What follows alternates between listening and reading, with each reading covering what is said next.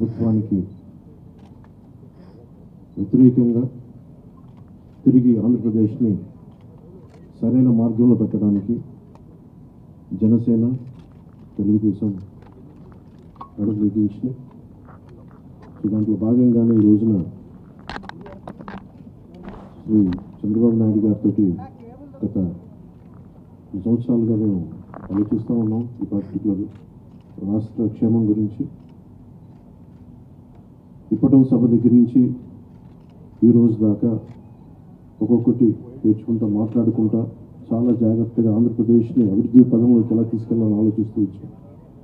అందులో భాగంగానే ఈ రోజున ఒక బంగారు భవిష్యత్తు కోసం రాష్ట్రాన్ని సరైన అభివృద్ధి పదంలో పెట్టడానికి మనస్ఫూర్తిగా ఈ రోజున శ్రీకారం చుట్టడం జరిగింది.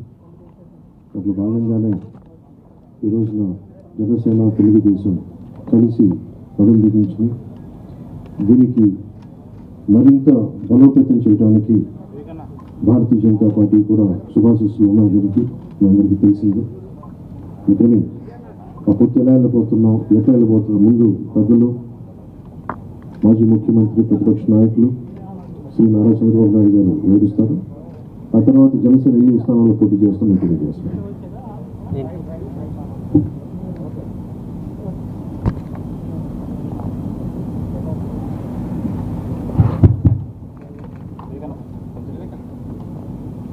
గౌరవనీయులు